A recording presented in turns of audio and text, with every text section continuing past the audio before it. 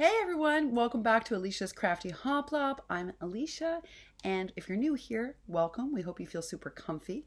To my returning subscribers, well, happy Wednesday, y'all. Happy hump day. I'm going to tell you a little bit about why I've been trying to make this video for 4 hours now.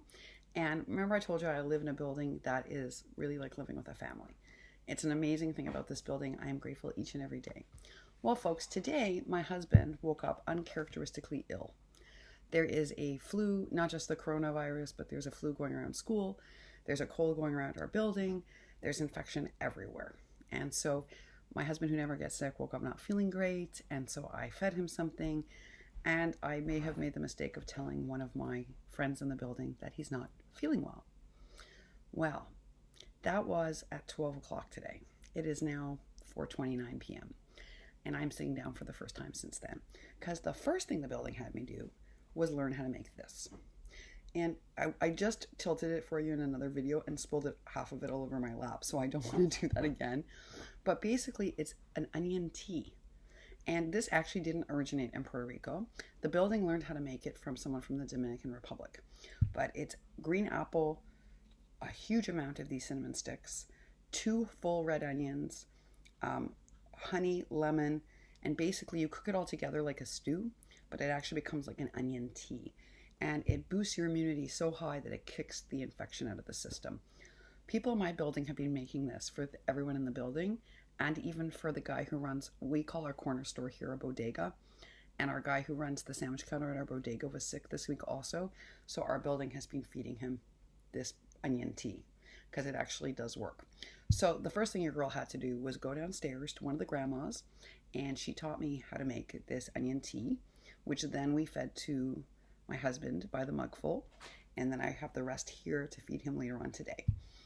But then, after we finished that, and that was like a good hour and something to stew this down, and while this was cooking, they gave me some extra Christmas Coquito, because I didn't get my extra bottle of Coquito at Christmas because I was away, so they wanted me to have the extra Coquito.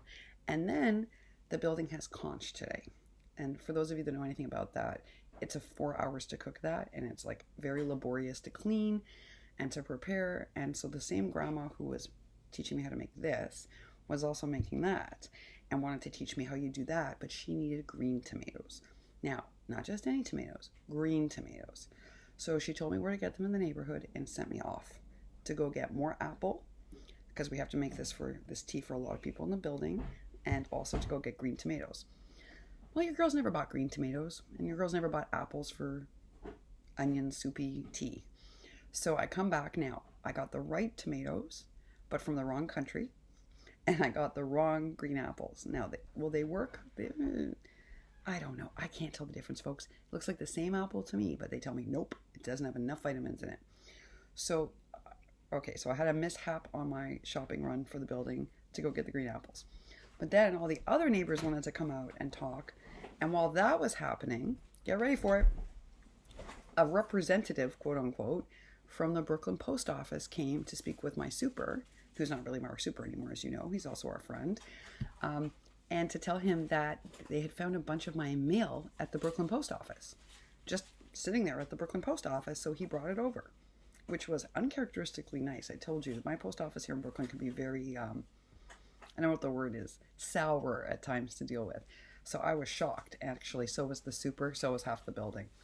But in there was a whole bunch of mail guys that just never reached me, including Donna. You'll be happy to know your package is in there. So I have a big bag now of mail to go through. But here's what upset me, folks. That means some people sent in for my birthday challenge and for the subby giveaway, and I just never got it. So I feel terrible. So I'm going to open and sort them, and I'll figure out what is what. It's all old mail. It's not like mail from like a week ago. It's old mail. And I don't know what the heck they did with it all.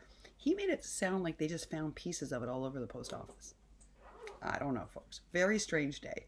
They got overwhelmed. My husband said that they were overwhelmed with all the volume of mail, and so they just lost control of it. And he's convinced that's what's happened. I don't know. It's the strangest thing that's ever happened. My whole building finds it very suspect. They're like, why do they have your mail? And why have they been holding on to your mail? And it's not because my box was full. Because I paid them to. Yeah. because our super and friends collected our mail. So we know that that's not the reason. So there's something strange going on. Anyway, needless to say, I got the bag of mail, quickly checked it for Donna's package because my neighbor didn't have Donna's package. And sure enough, Donna, there was your package. So I do have to go through it all, sort it, and I don't know what, I feel so badly that some people's challenges didn't reach me. But I'll have to just figure it out, and maybe I'll do a highlight of some of them. Very strange, folks. And as if my day couldn't get any stranger, I went to get a coffee because I needed a really strong coffee after this day. And across the street, they like make a really strong coffee. And of course, all my neighbors would have made me a strong coffee, but then it would have required me sitting there for another couple of hours. So I went and got my coffee, and there's my horoscope, and it says, "We know you had very distinct plans for today, but we advise you to just go with the flow because it's important to your relationships." And I thought, that is exactly my day. So I had all these grand, crafty plans. I had set aside the whole afternoon for myself, and then didn't get 1 minute. But I did get to catch up with all of my amazing neighbors. I do have an enormous bowl of onion tea / soup.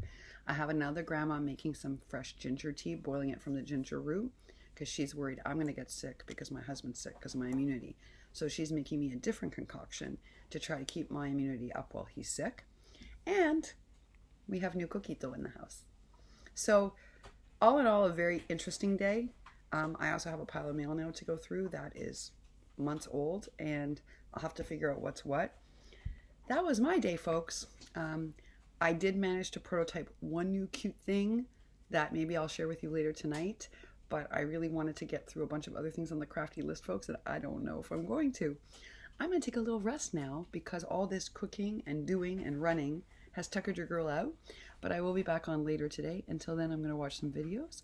Thanks so much for stopping by. Happy hump day, y'all.